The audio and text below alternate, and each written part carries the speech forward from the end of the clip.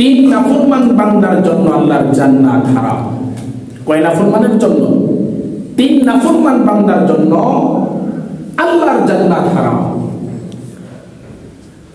এক নাম্বার হলো মদমে, খমরে,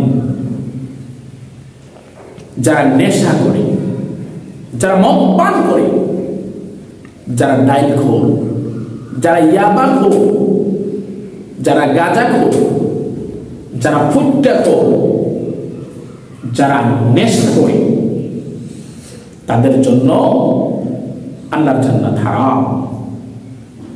তাদেরকে আল্লাহ তাআলা জান্নাত দিবেন না, তাদের জন্য আল্লাহ পবিত্র জান্নাত হারাম করে দিয়েছেন। বলেন না নাউজুবিল্লাহ।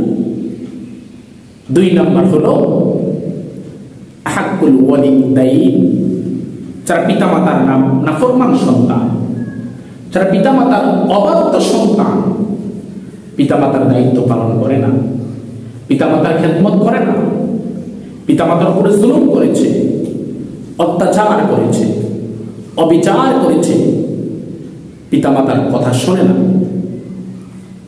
পিতামাতাকে সম্মান করে না, পিতামাতাকে ইজ্জত করে না, আল্লাহ তাআলা বলেন, আল্লাহ নবী বলেন, তাদের জন্য আল্লাহ পবিত্র জান্নাত হারাম। তিন নাম্বার হলো, শুনতেছেন, তিন নাম্বার হলো ওয়াদাইয়ুস, যারা বেপরদা না, যারা বেপরদা পুরুষ, তাদের জন্য আল্লাহ তাআলা জান্নাত হারাম।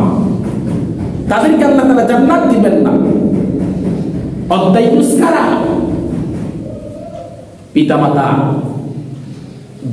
পিতামাতা নাফরমানি করার পরে, অশ্লীল কাজ করার পরে, যেই পিতামাতা সমর্থন করে, সন্তানেরা নাফরমানি করার পরে, নাচ গান বেহায়াপনা করার পরে, বেপরদা ভাবে চলাফেরার পরে, ওইগুলা যদি কোনো পিতামাতা সমর্থন করে, তারাই ওয়াদাইয়ুস, তারাই বেপরদা নারী, তারাই বেপরদা পুরুষ, তাদের জন্য আল্লাহ তাআলা জান্নাত হারাম।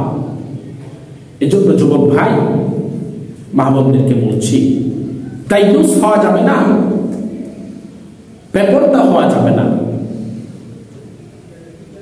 তাহলে তিন কয় ব্যক্তির জন্য জান্নাত হারাম? তিন ব্যক্তির জন্য। এক, নেশাখোর। দুই, পিতামাতার অবাধ্য সন্তান। তিন, অদাইয়ুস, যারা বেপরদা নারী, বেপরদা পুরুষ।